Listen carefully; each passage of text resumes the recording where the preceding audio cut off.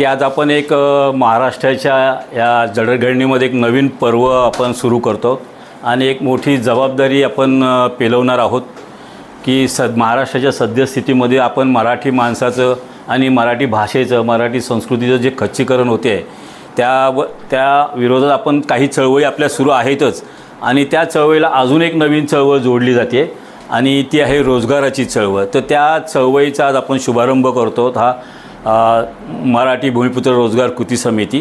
तर मी ह्या चळवळीला सुरू करण्यापूर्वी आपल्या महाराष्ट्राचे दोन महापुरुष आहेत माननीय छत्रपती शिवाजी महाराज आणि डॉक्टर बाबासाहेब आंबेडकर यांच्या प्रतिमेला आपल्याला पुष्पहार अर्पण करायचं आहे. तर मी रेड्डी सरांना विनंती करतो की त्यांनी छत्रपती शिवाजी महाराजांना पुष्पहार अर्पण करावं.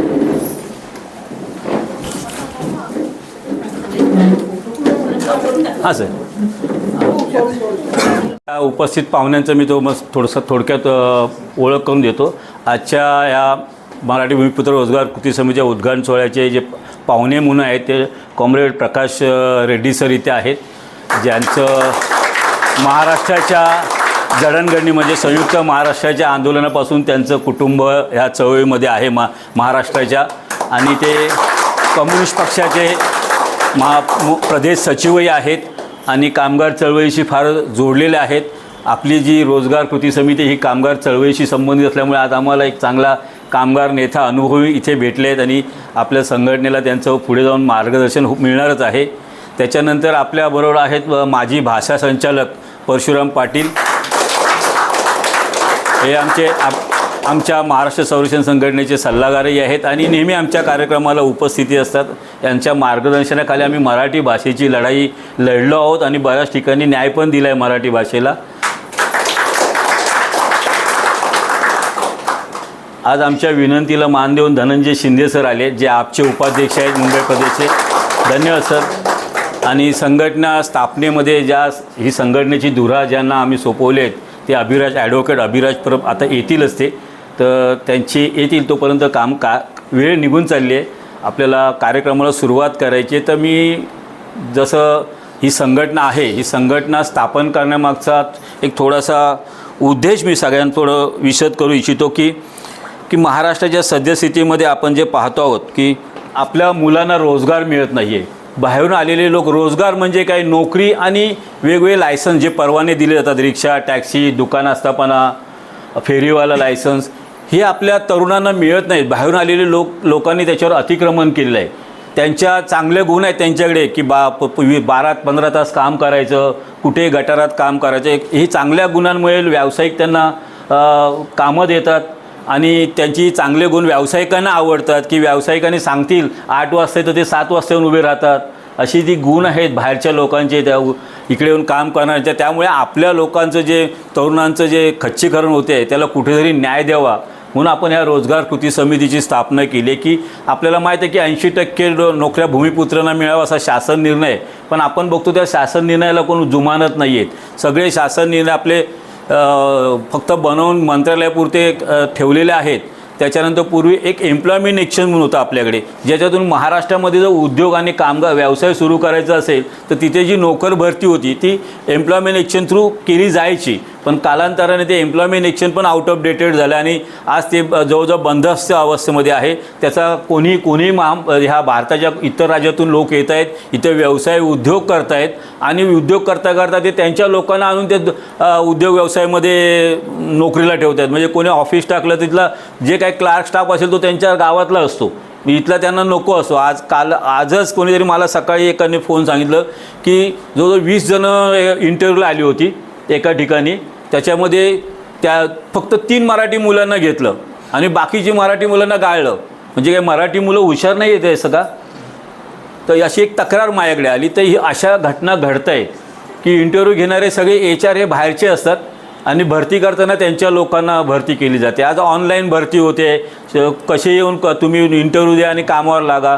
कंत्राटी पद्धती येते, तर कंत्राटी पद्धतीमध्ये पण 80% GRचं हे झालं पाहिजे अंमलबजावणी. शासनाच्या तर झालं पाहिजे.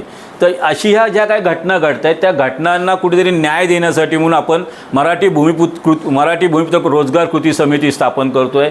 आपल्याकडे डोमेसाईल आहे, म्हणजे अधिवास दाखला आहे. हा अधिवास दाखल्याचा तर आज कचऱ्यासारखा वापर केला जातो आहे. म्हणजे कोणीही येतो आहे आणि इथला अधिवास घेतो आहे, त्याच्यावर कोणाचं नियंत्रण नाही आहे.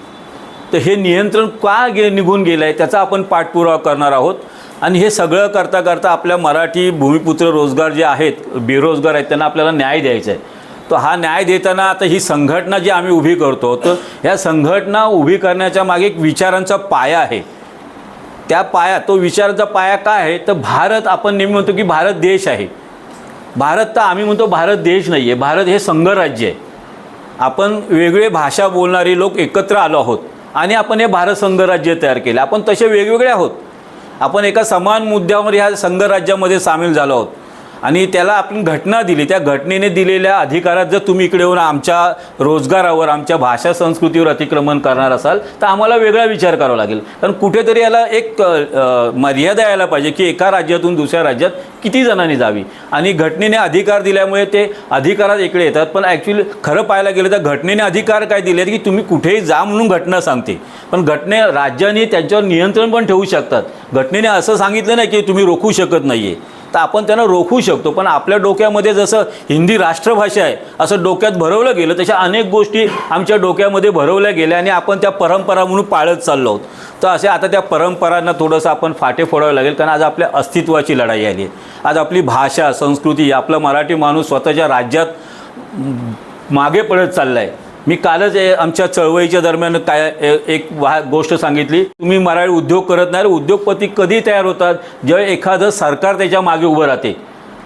आज आम्ही म्हणतो अंबानी, अदानी, गुजराती होतात, त्यांच्या मागे एक त्यांचा समाज, त्यांचं सरकार, गुजरात सरकार, आज दिल्ली सरकार त्यांच्या मागे आहेत. या देशाची कोणती कंत्राटं निघाली की पहिली त्यांना मिळतात. मग आमच्या महाराष्ट्र सरकारने महाराष्ट्र राज्यामध्ये जेवढे काही उद्योग प्रकल्प निर्माण होतात सरकारी, ते आपल्या उद्योगपतींना का कामं देत नाहीत, त्यांना का त्याच्यामध्ये सवलती देत नाहीत. तुम्ही जर सवलती त्यांना दिल्या तर मराठी उद्योगपती तयार होतील ना. तर हे जे चाललं आहे, ह्या ज्या परंपरा आहेत, ह्या काय गोष्टी आपल्यामध्ये घुसवल्यात गेल्या 75 वर्षामध्ये, त्या आपल्याला पहिलं बाहेर काढाव्या लागतील. आणि जर आपण त्या बाहेर काढल्या नाहीत तर आपलं राज्य आपल्या हातातून जाणं. ही भूमी, ज्या भूमीमध्ये निजातवन काळापासून मराठी भाषा आहे म्हणतात, जो अभिवाद तर आहेच, तर ती 2,500 जी मराठी आपली जी परंपरा आहे, जी संस्कृती आहे, ती संस्कृती आपल्या लयाला जाण्याची ही शक्यता येणाऱ्या काळामध्ये आहे. तर ह्या विरोधात आपण जर आवाज नाही केला तर आज आपले जे राजकीय नेते आहेत ते दिल्लीच्या आहारी गेले आहेत. म्हणजे या आपल्या संघटनेचे मुख्य सचिव, तर हे कुठेतरी आपल्याला ह्या गोष्टींचा आवाज उठवावा लागणार आहे. तर महाराष्ट्रातील सर्व प्रकारचे जे परवाने आहेत ते आपल्या स्थानिक भूमिपुत्रांना प्राधान्याने मिळाले पाहिजेत.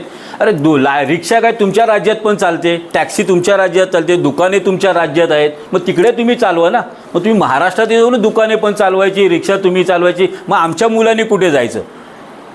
तुम्ही इकडे येऊन अनधिकृत धंदे करता रस्त्यावर आणि आमच्या मुलांना मग आमचे लोक सांगतात तुम्ही त्या भैयासारखं अनधिकृत काम करा. अरे अनधिकृत करत असेल तर त्याला रोखलं पाहिजे आपण.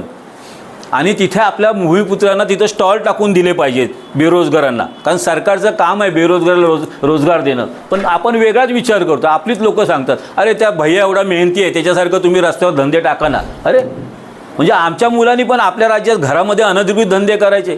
हे जे परंपरा, हे जे विचार आपल्या सातत्याने डोक्यात आहे ते कुठेतरी आता बाहेर फेकून आपण हक्कांची लढाई लढायची आहे. आम्हाला न्याय ना द्यायला पोलीस आहे, सरकार आहे न्याय द्यायला, पण आमचे हक्क द्यायला कोण नाही आहे. ते आता आपले हक्क आपल्याला जर मिळवायचे असतील तर आता आपल्याला आपला लढा द्यावा लागेल. आपल्या राज्यकर्त्यांना आपण सांगायला पाहिजे की आम्हाला रोजगार मिळणं आमचा हक्क आहे, आम्हाला घर मिळणं आमचा हक्क आहे, ते तुम्ही द्यायला पाहिजे. जर बेरोजगार असेल तर त्याला रोजगार देणं, जर घर नसेल तर त्याला सरकारने घर दिलं पाहिजे, त्याची सोय केली पाहिजे. कारण आम्ही तुमची प्रशासन व्यवस्था निर्माण केली आहे.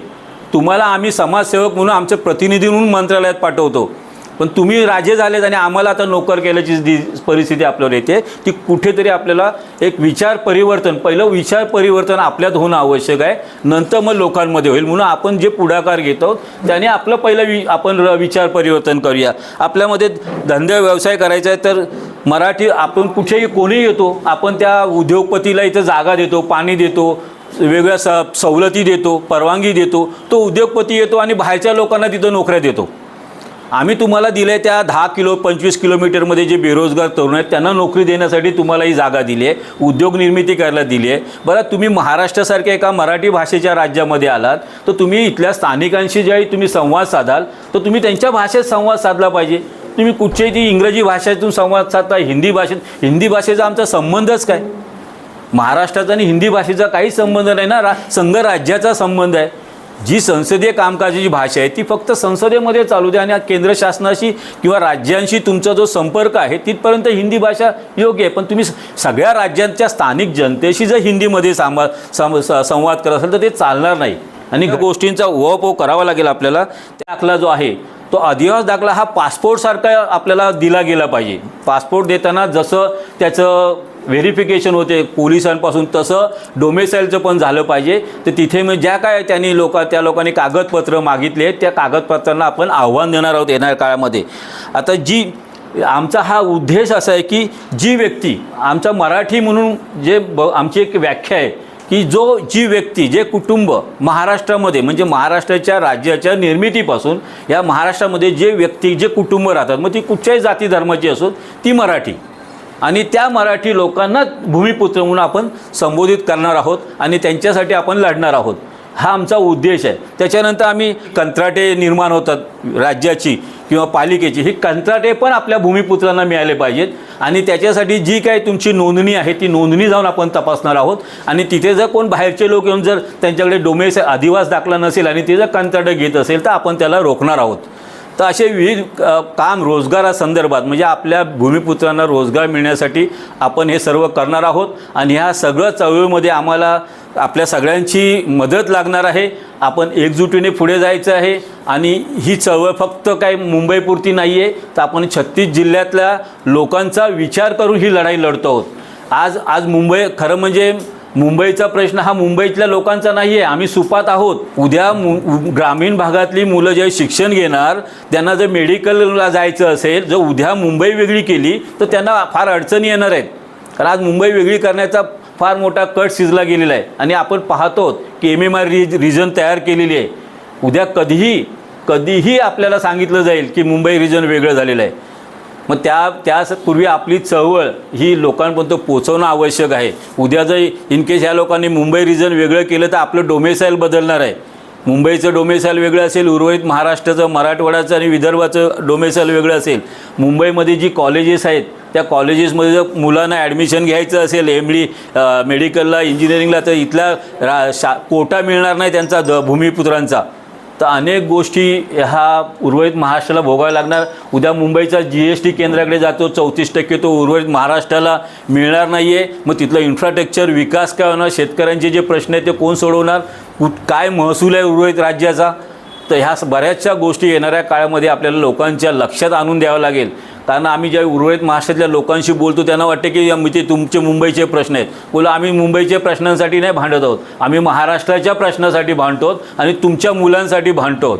की आज मुंबईमधले जे उद्योग बंद झाले आहेत ते उद्योग बंद झाल्याने मुंबईतल्या लोकांचं नुकसान नाही झालं तर उर्वरित महाराष्ट्रातली मुलं जी शिक्षण घेतात आणि जे मार्केटमध्ये येतात नोकरीसाठी त्यांना नोकऱ्या मिळत नाही आहेत. आज सर्व्हिस इंडस्ट्रीज वाढत चालली आहे महाराष्ट्रामध्ये. तर ही सर्व्हिस इंडस्ट्री आपल्यावर लादली गेली आहे. आपले उद्योग सगळे बाहेर गेले आहेत आणि आम्ही फक्त सर्व्हिस इंडस्ट्रीज कोणाला, कारण आपण आताही गुलाम आहोत. आपणही प्रत्येकजण अमराठी माणसाकडे नोकरी करतो. तर आपल्याला ही परिस्थिती बदलावी लागणार आहे. तर येणाऱ्या काळामध्ये जेवढ्या आपल्या संघटना आहेत, महाराष्ट्र संरक्षण संघटना किंवा महाराष्ट्र मुंबई वाचक कृती समिती, मी मराठीगण समिती आणि आज ही मुंबई मराठी भूमिपुत्र रोजगार समिती, आपण पुढे भविष्यात जाऊन वेगळ्या जरी टीम असल्या तरी आपण एकत्र काम करणार आहोत. आणि हा मराठी माणसाचा लढा मुंबईपासून पुढे उर्वरित महाराष्ट्रामध्ये घेऊन जायचा आपला प्रयत्न आहे. आपण जिथे इथं आपल्याला जाणं शक्य तिथं आपल्याला पोहोचायचं आहे. जनप्रबोधन आणि जनजागृती हाच आपला मोठा अजेंडा आहे. कारण जोपर्यंत एखाद्या माणसामध्ये त्याचे प्रश्नांची उत्तरं नाही मिळत तोपर्यंत तो मराठी अस्मितेसाठी रस्त्यावर उतरणार नाही आहे. तर येणाऱ्या काळामध्ये आपण ह्या भूमिपुत्र रोजगार कृती समितीच्या माध्यमातून जेवढे कामगार उपायुक्त आहेत प्रत्येक जिल्ह्यामध्ये, त्या प्रत्येक उपायुक्तांना आपलं पत्र जाणार आहे की तुमच्या रिजनमध्ये जेवढ्या MIDCs आहेत किंवा रोजगार आहेत तिथं तुम्ही 80% रोजगार भरती झाली आहे की नाही याची तपासणी करा. जर तुम्ही तपासणी त्याच्यात आम्हाला काही त्रुटी मिळाल्या तर आम्ही तुम्हाला पकडणार. आम्ही काय त्या कंपनीकडे जाऊन सगळ्या कंपन्यांच्या दारोदार भटकणार नाही आहेत. आम्ही कामगार उपायुक्तांना त्याच्यामध्ये जाब विचारणार आहोत. तर येणाऱ्या काळामध्ये आपण सगळे एकत्र येऊन या मराठी भूमित्र कृती समितीच्या माध्यमातून जे आपल्या मुलांचे जे रोजगार आहेत, नोकऱ्या आहेत, त्या आपल्याला वाचवायचे आणि आपल्या मुलांना एक सधन महाराष्ट्र, एक सुशिक्षित महाराष्ट्र म्हणून जो आपलं ओळख आहे ती आपल्याला कायम ठेवायची आहे. तर आपण सर्वजण आलात त्याबद्दल मी धन्यवाद. तर आता आपल्यासमोर आमच्या संघटनेचे जे मुख्य संयोजक आहेत ते अभिराज परब आहेत. यांच्यासोबत उपमुख्य संयोजक म्हणून मी प्रमोद मसूरकर आहे. नंतर आमच्याबरोबर संयोजक म्हणून संजय धुरी आहेत, मिलिंद प्रधान आहेत, वसंत सावंत आहेत आणि नाखवा सर आहेत. इथं रुद्रेश सातपुते आणि आमचे पत्रकार मित्र भगवान परब आहेत. तर आम्ही ही आणि महाराव ताई आहेत आमच्याबरोबर श्रीमती, आणि हे आम्ही प्राथमिक स्टेजवर आम्ही एकत्र आलो आहोत. अजून संघटनेची बांधणी चालू आहे. आपल्यापैकी जर कोणी ह्या विषयामध्ये वेळ देऊ शकत असेल, कारण नुसतं टाईमपास करायला नको, कारण हा विषय एवढा गहन आहे की चर्चा होणं आवश्यक आहे, गाठीभेटी जाऊन शिष्टमंडळ जाणं आवश्यक आहे. तर ह्या सगळ्या विषयाला जी लागणारी जी ताकद आहे, मॅन पॉवर म्हणजे मनुष्यबळ, ते फार आवश्यक आहे. आज आम्ही 9 जणं असलो तर इथं 90 जणं आम्हाला करायचे आहेत. प्रत्येक जिल्ह्याचे जेवढे उपायुक्त आहेत त्या प्रत्येक उपायुक्ताच्या प्रत्येक विभागामध्ये आपल्याला एक तरी टीम तयार करावी लागेल की जेणेकरून त्या उपायुक्ताकडे जाऊन ती जाब विचारू शकेल. तर हा पुढचा व्याप आहे तो वाढवायचा आहे आणि त्यासाठी आम्ही आज इथं उभे राहिलो. तर ह्या पुढे मी मिलिंद प्रधानांना सांगतो की त्यांनी थोडंसं उपस्थितांना मार्गदर्शन करावं.